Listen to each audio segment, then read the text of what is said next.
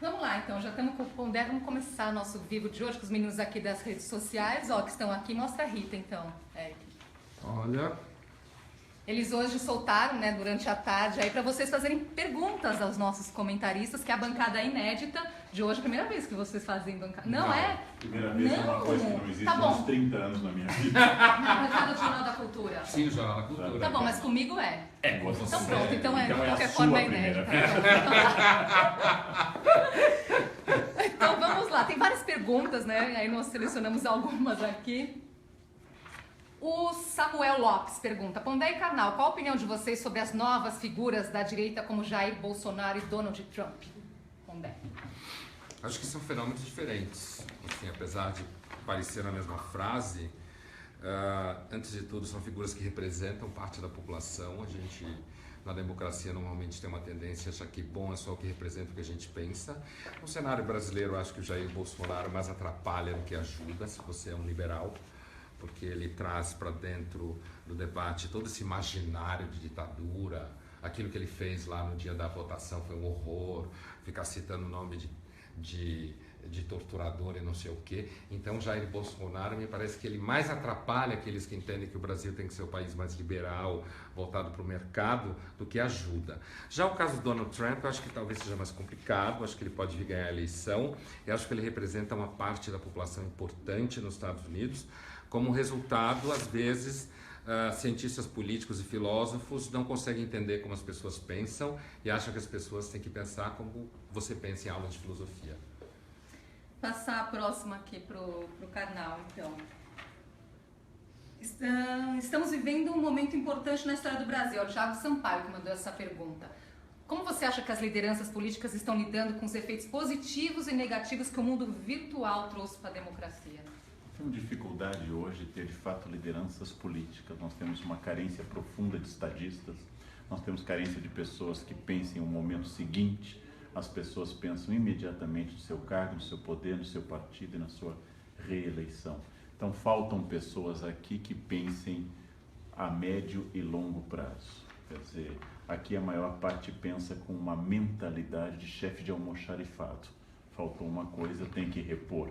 Falta a figura de um estadista. Nós temos hoje líderes muito pouco carismáticos. E nisso eu incluo praticamente todos. Dilma, Temer, Maia, líderes carismáticos. Não sei nem se eles são bons para a democracia, mas nós estamos numa carência profunda de carisma. E aí são administradores piores ou melhores, mas chefes de almoxarifado. Agora é uma chance nas eleições municipais de começar uma renovação deste quadro. Mais uma aqui. Você se arrisca a falar o nome dele? Porque eu certamente vou errar. Tádzio Goldenvist, alguma coisa assim. Probably. A pergunta é a seguinte: Olavo de Carvalho tem apontado para a incapacidade das universidades brasileiras em formar filósofos. É um problema já sanado ou um problema que, na verdade, jamais existiu? Olha, eu acho que a gente pode pensar isso de duas formas técnicas. Eu lembro quando eu estava na USP, no curso de filosofia, o meu professor, então, Paulo Arantes, escreveu um livro sobre o departamento ultramar, para se referir ao departamento de filosofia francês, ultramar no sentido francês, fica fora da França. E eu lembro que ele fazia uma espécie assim de meia-culpa no livro, em que ele dizia que a gente era formado para conhecer muitos filósofos, mas que muitas vezes a gente não era estimulado a pensar a partir do que a gente poderia construir depois do curso. E ficávamos como que especialistas em Kant a vida inteira, sei lá, especialistas em Descartes a vida inteira. Agora, o que o Olavo de Carvalho fala, provavelmente não é isso. O que ele fala é que a Faculdade de Filosofia no Brasil acaba formando uma mentalidade estreita, bastante ideológica, muito de esquerda e coisa e tal. O curso que eu fiz de filosofia na segunda metade dos anos 80 não aconteceu isso comigo. Eu não passei por nenhuma lavagem cerebral na época, o que não significa que eu não ache que hoje existe uma certa tendência a uma ideologização do ensino médio, de muitos cursos de humanas, que não há debate, na verdade, que é bastante autoritário, inclusive o movimento estudantil, se a gente quiser discutir temas que não são tão assim do Marx e do Foucault. Agora, eu acredito que, portanto, quando o Olavo de Carvalho diz isso, ele quer dizer que falta uma certa formação, um olhar um pouco mais aberto, uma referência bibliográfica que não seja sempre de Marx ou Foucault e Hegel e coisa assim. E agora não há dúvida que a gente na faculdade, a gente é ensinado a conhecer os autores, a gente chama isso de conversão ao texto.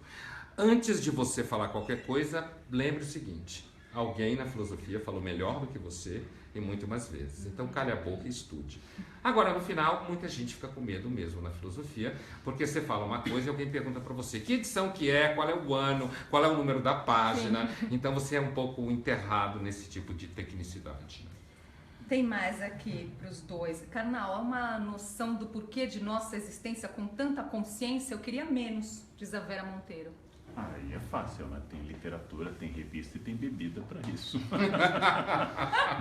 não há um problema, né? Consciência pode ser amortecida com álcool. E se você ler certo tipo de revista social que rola hoje nas bancas, em pouquíssimo tempo, mais álcool, você terá atenuado essa consequência. E complementando o que disse há pouco o Pondé, o objetivo de um curso superior não é formar nem literatos nem filósofos. É conferir o diploma em licenciado em filosofia ou bacharel de filosofia.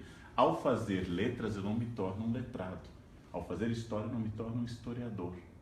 Eu me torno alguém licenciado ou bacharel em história. Ou seja, alguém que deveria dominar um instrumental para entender a área, não para ser um produtor. Assim como ao fazer artes plásticas, eu não me torno artista, mas licenciado em artes. Né? Com sorte. Tem mais aqui... Cadê? Vocês acham que o direito à privacidade seja absoluto? Ele está falando até aqui, citando o WhatsApp, o Marcel Soares, de Vitória, no Espírito Santo. Essa história da proibição do WhatsApp, olha, eu sei que essa é uma questão polêmica, mas eu tenho uma posição razoavelmente clara com relação a isso.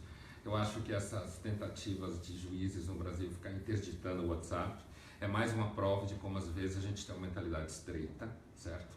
É claro que existem riscos. Se a questão é privacidade, eu acho que a privacidade ela tem que ser preservada em grande medida, apesar de que eu não concordo que redes sociais garantam privacidade nenhuma. Pelo contrário, eu acho que elas estão acabando com a privacidade.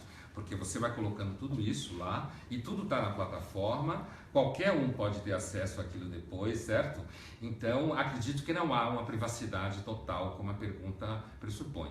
Agora, nesse debate do WhatsApp, eu não tenho nenhuma dúvida, apesar de que eu sei que é uma questão controversa, de que eu sou contra a proibição do WhatsApp, por razões de bandidos ou coisa assim, porque na verdade eles proíbem o WhatsApp, não proíbem o celular nas cadeias. Quando eles proíbem o WhatsApp, eles só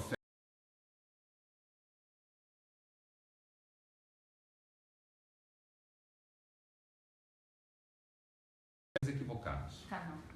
Eu acredito que o único valor absoluto dentro da nossa concepção de direito é a vida, né? Os outros valores são relativos em relação ao valor absoluto da vida. A lei pressupõe quebra de sigilo bancário, a lei pressupõe quebra de sigilo telefônico, a lei pressupõe em determinadas condições até quebra de correspondência. Logo, o único valor absoluto é a vida. Agora, de fato, reproduzo a ideia do Pondé. Por que é que não conseguimos barrar celular na cadeia e barramos o WhatsApp? Bom, nós vamos ter que encerrar o bate-papo por aqui para ir pro estúdio. Fica aqui, então. Fica aqui mais tempo. Fora as notícias do dia, tem também 2 reportagens que foram feitas especialmente pensando na dupla aqui, que eu acho que vai render papo interessante com vocês. Cabeleireiros. Sobre como deixar o cabelo crescer, né? Evite lêndias. Método Pondé Karnal. Voltando então, a questão. O papel dos lobos solitários, que é o que mais preocupa as autoridades, que são pessoas aí que agem não sempre motivadas por uma causa, mas que vêm aí causando o terrorismo. E a outra questão, nós vamos falar sobre o fracasso. Então, você sabe lidar bem com o fracasso? Isso que tem a ver conosco? Pensou na gente! Fracasso chama. Isso você vai contar pra gente daqui a pouco, então. Você sentiu que teve? Ela disse que fez pra nós, tá vendo? Lobo solitário terrorista e fracasso. Bom, gente, vocês viram que eles estão afiadíssimos, né? É isso, então. Até já. Gente, isso dá calúnia. Lobo solitário. Você precisa ser maquiado. Não, eu tô chorando, né? Aqui, então você vai ter que dar. Tem que ser maquiado. Sucesso é o oposto a fracasso, né? Então, falamos de fracasso. Olha, meu livro está entre os 3 mais vendidos do Brasil. Isso não é fracasso, né? Não é fracasso. Perfeito. Pronta. Vamos lá? Tem um professor na academia, de manhã cedo, que não é o meu personagem. Alguém disse para ele, você está bem? Ele vai assim com o espelho. Olha, como é que alguém assim pode estar mal? É um argumento bom, né? Muito bom.